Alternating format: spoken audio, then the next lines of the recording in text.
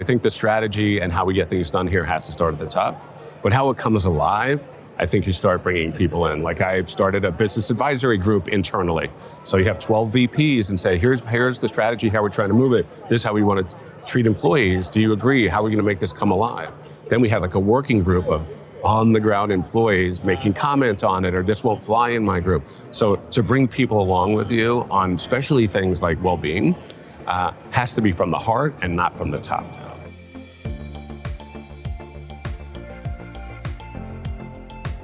Well, Larry, thank you so much for joining us here today at the BetterWorks booth. We're so excited to have you, and I am curious, you've been at HR Tech for just a day or two now.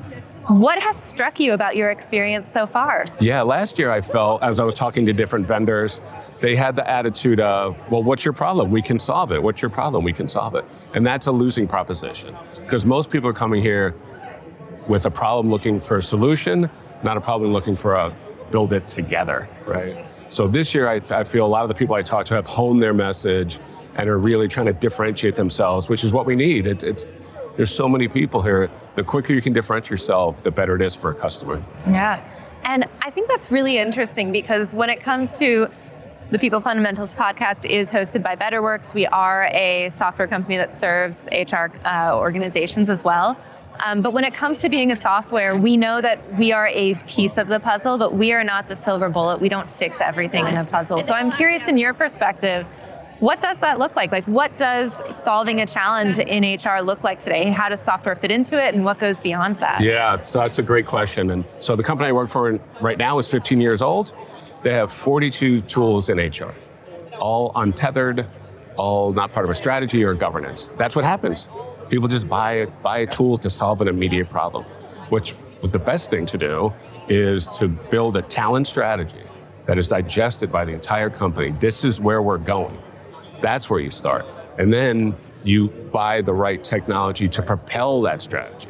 You remember the old baseball movie, Build It and They Will Come? They won't come. Many wasted dollars go on, oh, I have a shiny new thing, let me turn it on, and employees don't care about it. And they don't care about it because it doesn't tie to a bigger strategy, it doesn't tie to a better future for them. And having a golden thread of your talent strategy, and on that golden thread is your technology, gets people motivated, gets people want to use the tool for a greater good, and not just because you told them you have a new tool. As a kid, I used to drive my parents crazy because they would always tell me to do something, and I had to really understand why. So for example, like they always told me to clean my room or make my bed, and I was like, why? Because I don't mind. And they were like, they had to sit down and talk about philosophically why that's important, what habits it sets for a future. And like once I understood how it would help me in 20 years, I was like, oh, I get it. Right. But you're right. It's the same thing for employees. If you are just telling them to drop in goals or update goals once a week, or to complete something by a specific deadline, if it's not meaningful to them, it's just, sprinkled on additional clutter in the rest of their work. It gets interpreted as extra work. So the minute you tell me something is mandatory, I immediately in my brain devalue it. If you're telling me it's mandatory, then it can't be good for me, right? So that's why I say you should have like a velvet rope. Like, I always tell this story about Studio 54. It used to be a dive bar until they put up a velvet rope and said, you can't come in. Then there was a line around the block. That's what you want your talent strategy to do. That's what you want your technology to do. Like, I want to do that. I want to get in there. That's how adoption skyrockets. So tell me a little bit more about talent strategy. Like, what do you mean when you say your talent strategy? How far into the future are you looking? And well, let's start there, and then I'd love to learn a little bit more about how do you communicate that out to your employee base, because it's different talking to your leadership than it is talking to your workforce. Those two are the two sides of the same coin. If you don't have a clearly defined talent strategy at the top, everything you're talking about is a new conversation. And that dilutes your message and distracts your employees. So what we're saying here is by 2027, 3 years, we want to have an irresistible employee experience fueled by integrated technology across the moments that matter. So then everyone's like, that sounds cool. I want to have an irresistible experience. Some companies never go past that. They just sort of say, that's it. But everything we do now should be communicated of making good on the promise of what that said. So if we do, we're going to think about bringing in an LXP to have curated learning. That messaging should be, this is going to help you have a great employee experience, an irresistible employee experience at the moments that matter of your development. So you're making good on the promise. And then that message gets told over and over. And then when the next thing comes, hey, that last thing was good, I'm going to try this. So the communication has to be tied to that. And branding is a huge part of transformation. Telling the story as a brand and having enablement, right? You can't just send an email, the tool is here and we promise you it'd be good. Enablement is multi-modality over the long term. Different ways for people to understand success stories or ask me anything or bringing external speakers. Enablement of a transformation has to be constant multi-modality over the long term. I've seen examples where, if you're bringing in change around, an employee experience element, if it's feedback or recognition or completing pulse surveys, it can come from having, managers and department leaders being very vocal about, I just completed my pulse survey this week. I hope you will too. Let me know how it's going. Or having specific goals tied to it, or then having spiffs or feedback around the person who submitted the most feedback for their team gets a cool piece of company swag. You can get into really specific programs that help incentivize and drive forward alongside the philosophy of, we want to do this because we want to create a culture where we're recognizing the great work employees are doing, or where we want to hear your voice and lead to a strong employee experience. But then you need you have the why, but then you might also need a little bit of a push. Right, you can't only have incentives, no, because then it gets sort of inauthentic. Yeah. But to have a larger story, and this is why we're doing this, and then here's some incentives to help you. Here's how we jumpstart the habit to build it. That's a great term. There are so many times when I've adopted a new app where it's going to change a personal habit of mine, but I've learned that if I don't create my own internal reward system, that works out. So yeah, like an example is I decided to cut down on screen time in the evenings, and it wasn't until I replaced with getting to replace an hour of watching a TV show to, if I do this every day for a week, I get to buy the really comfy blanket that I now want for my sofa. Nice. And then I get to snuggle up with the blanket and my book, and I'm going to buy some really nice hot chocolate too. And you create and then it turns into a habit. You don't need all those things all the time, but you do need something to jumpstart. Yeah, making it a habit is so important. I have a question for you, because I was just talking to another one of our podcast guests about this around culture and strategy. What do you think of the saying that culture eats strategy for breakfast? I think it's true, and there's two kinds of cultures. And they're both simultaneously happening inside every company. One is what we commonly call, the culture and values. Here's our value statement, here's how we treat each other. Maybe we evaluate you against that or reward you against that. That's nice, and I think it's meaningful. What really matters around strategy is the other culture is an execution culture.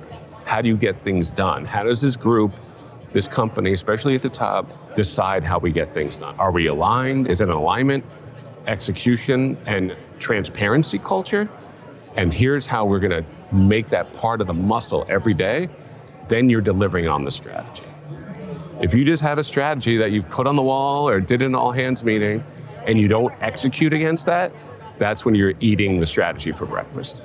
Yeah, and it is so interesting because you have the two elements of culture are so well entwined. If you don't have employee well-being because you don't have a culture where you can bring your full self to work, where you actually do feel heard by your employer or your manager, where you feel like they're investing in your career growth as an individual, you don't have that process in place, that culture towards getting stuff done and navigating through the challenging parts of change and transformation, because you don't have that foundation that's really strong, that trust that's built to be able to lead to navigating through the difficulties of change and of transformation. Right. Well, I mean, what we learned during the pandemic and on the other side of the pandemic is there no more demarcation line between work and life, right? It used to be, okay, I'm going home.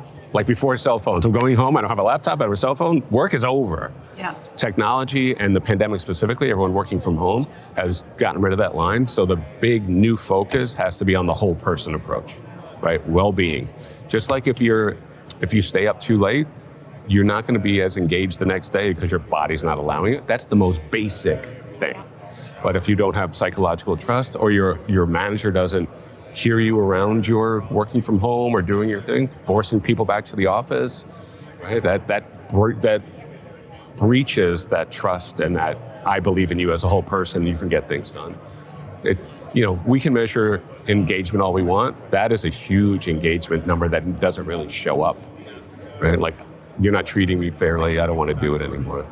So how does a company, so if we take a step back, we've just talked about you need to set your company's strategy, you need to set your talent strategy and where you want to go in terms of having an excellent employee experience, for example. Sure. But then underneath that is a culture of getting things done to act on it, underpinned by software, but also with this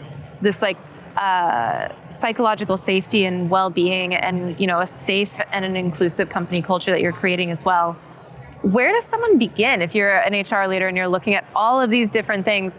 Do you start all of them simultaneously? Where do you begin? Is it top down? Is it bottom up? What are the places of impact? I think, so just top down doesn't work, but I think the strategy and how we get things done here has to start at the top. But how it comes alive, I think you start bringing people in. Like, I've started a business advisory group internally. So you have 12 VPs and say, here's the strategy, how we're trying to move it. This is how we want to treat employees. Do you agree? How are we going to make this come alive? Then we have like a working group of on-the-ground employees making comment on it, or this won't fly in my group. So to bring people along with you on especially things like well-being has to be from the heart and not from the top down. So I have a story from when I was really younger in my workforce. I was the brand new director of L&D, and I was just running to just deliver programs. And the HR guy brought me to his office, and he was like Yoda. He would just talk in one sentence, and the meeting would be over. So he brings me in there and he says, you're running so fast, you're going to get to the finish line and no one's going to clap for you. And that stuck with me for 30 years.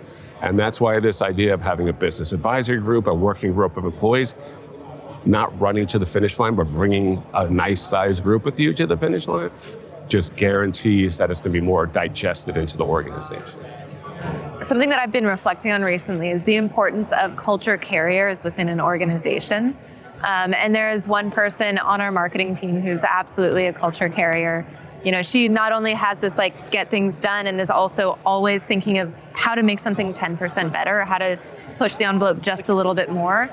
But she also is the one who brings in the conversations around, what did we do this weekend? Here are my passions. What are your passions? And she creates this place of safety and this place where we know each other personally as well as professionally. And one of the things that I think about is, how do organizations create space for those culture carriers to foster that opportunity? Often we hear about people being, volunteering to run an ERG group, but that's a lot of work on top of your full-time job. How do companies actually create space for someone to do that as if that is a base part of their work, or that is a big part that is acknowledged and accounted for in their work week? That's such a difficult question. So the idea, what we love to recognize people for is you worked 20 straight hours to accomplish this. This person went above and beyond. They worked late. They worked weekends. They almost killed themselves to do this project. Look at that. What message does that send? Or they did 3 projects at once, or all extra work, which accomplishment is important.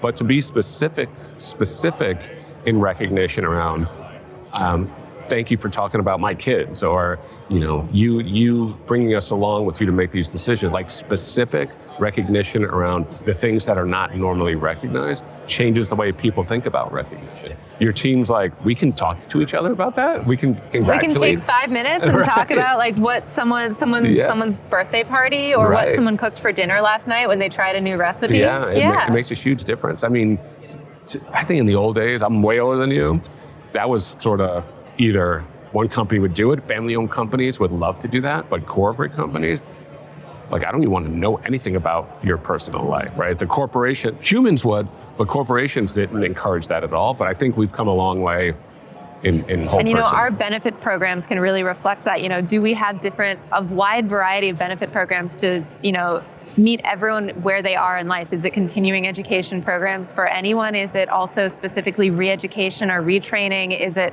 family benefits? Is it benefits that think about someone who's a caretaker of a parent, or someone else? Just anything around well-being, and we want you to be healthy. Just to say that is a big difference. So I think platforms that focus on health and well-being, and we care about your life and not just your productivity, we're there. I think we just need to get better at communicating why we have it. I think a lot of times, like we said earlier, people just turning on these things and sending an email saying, hey, go do that. But to say, we're doing this because we care about your health, we care about your family, we care about you.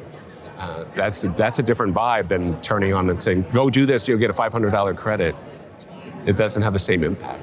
Yeah.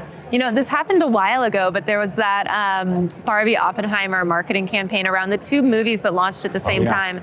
And I always think that, I don't think either movie would be anywhere near as successful if it wasn't for that big initiative. And I think in some ways, HR is starting to have to think that same way. How do we market to our employees? What is the message that is going to resonate with them? And how do we bring this in? And how do we recenter on their experience and the benefits for them to launch and succeed in the transformation we're trying to accomplish? Totally. I mean, back to the first question, right? Build the strategy, make it digestible, people understand why we're doing it, and then support it with branding and really marketing, right? Like, remember we said we're doing that? Here's another thing we're doing that points to that talent strategy, right? We want this to be irresistible. Part of being irresistible here is you get to have all these cool benefits to do with your kids and your family. And like, you have to tie it to the top and not just another tool that gets turned on. And you have to repeat it often. It is amazing how often you have to repeat a message or bring it back up to someone's attention for them to realize this is a common thread that is continually happening. And in multimodalities, right? I mean, it makes a lot of, most companies, the largest attendance is at an all-hands meeting, right? That's usually the largest attendance thing. Are you talking about that stuff, or are you just talking about financials? Is the CEO saying this cool new tool that we brought in, 500 of you have used it, and here's the results. This is the benefit we have. It ties to the strategy. I think with that kind of multimodality messaging, people just forget. Tell me a little bit about the book that you wrote and what inspired you to write it? What was the challenge that was going on at the time that you wanted to really dig into? Yeah, so right as I was about to start to write the book, I was leading transformation for 2 Fortune 500 companies. One that was growing from like 3,000 to 9,000 in a year employees, one that was moving businesses. So wow, I was like, 2 very different challenges. Completely different. And so I learned a lot from the first one and even learned more from the second one. And I didn't want to write a book that was theoretical. So I called it The Power to Transform, a field guide to building a human-centric, tech-enabled culture. Human-centric means everything you build starts at the employee end, not at HR. So how is this going to make the employee better? What does this tool do for the employee? Not just how easy it is for me to run a report. And then tech-enabled was build the strategy and tie it around there. So I just wrote a factual, here's how I did it, field guide. And I think it's evergreen, no matter how the technology changes, you still have to do the same storytelling and branding. So I just wanted to remember it for myself, but 2, I want HR folks to feel that they are transformationalists and they are technologists. Right? You're not just an order taker, right? You can drive cultural change, and here's a way for you to do it. Do you have any stories or questions or feedback that you've gotten from folks who have read your book or who have had conversations with you coming out of it that were particularly? This is the funniest one, and it happens a lot. Well, this is just common sense. I'm like, yep, but no one's doing it, right? I mean, after someone explains it to you, it's like, oh yeah, this just makes sense to me. And that, when I first heard that, I was like, well, is that a demeaning statement? But the more I thought about it, I was like, good, it should make sense. That means that I wrote it in a way that spoke to you and you feel you can do it. So that was funny. So when you think about human-centric technology or a human-centric transformation, what are the hallmarks of that? When you look at software as you're thinking about implementing transformation in those 2 instances or others that you've done since? The classic human-centric is Apple and the iPhone, right? You get an iPhone without a direction book. You don't need a video training. You just know how to use the tool. If you're launching any of these software, if you can just tell the story about what it is and people can just get it and use it immediately, the adoption of it is immediate because it's so easy to use because it was built for you and not for me.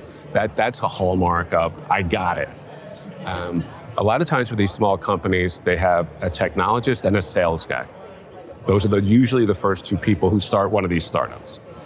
They don't bring in HR until they already have customers and they already have revenue. And so it's sort of like, who's thinking about the end customer coming in? Sometimes they are good like that. Other times they're like, look at my shiny baby. Look at my shiny baby.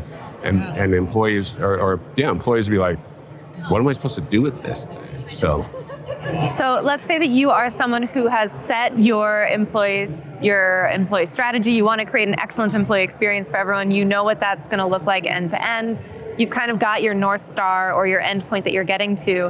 What are questions as you start to figure out how you want to bring different technology to help that come to life?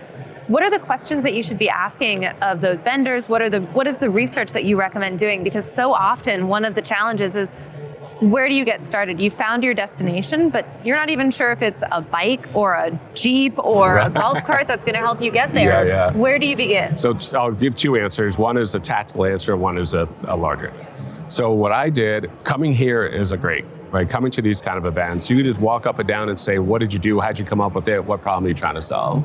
So that's good. I did an HR tech parade where we brought in like a line manager, different COEs, finance, IT. We built a criteria of where we wanted to go and what we'd want a tool to help us get to that destination. And we brought in 16 vendors in like 2 weeks. And after every one, we did scoring, we had a discussion, is this gonna hit it, why not, what else do we need? And so by the time we got through 16 of those vendors, we settled on 4. And we brought in 4 tools we ended up bringing 7. So we brought in 4 tools in 18 months. And one of them, we had a career week where we talked about your career changes now, we talked about your strategy, here's a tool to do it. And it was the fastest adoption in the history of that company. That's incredible, because you really aligned it with how does this benefit the employee? How does this align with that strong employee experience? How do we make this not extra work that's mandatory that gets deprioritized and turn into something that is exciting and something that you want to participate in? And the first question was, how is the employee going to use this? Right? Is it easy to use for them? Do I see it value? That was some of the criteria. Then the larger story is everyone should be thinking now. Like I said, we had 42 tools. We think the average is 93 tools. Oh my gosh. So the future is, how do we quickly get to a point where your employees don't even know who those vendors are? It doesn't matter who those vendors are, right? There's a skin over it all that's guiding you, that's helping you solve problems. The idea that we have to search is going to be over, right? It's going to be guiding you. Or you have to remember which application is the one for applying for vacation versus entering that pulse survey versus doing the performance review. And each one Those has a days are completely over. different interface and treats you differently. And or it's all the same one, but maybe not the best experience. Or that could be too. So the idea of you just interfacing with the most human-centric tool, and we're talking about a lot of agents now, where the agent will say, okay, you looked up, like sick leave. Do you want to check with your doctor? Do you want to look at your benefits? Do you want to do this? And one question can help guide you to a whole solution, as opposed to, okay, I found out about my sick leave. Now, where's my benefits card? Now, the search will be over soon. Well, thank you so much, Larry, for joining us today. Thanks, Ashley, for having me.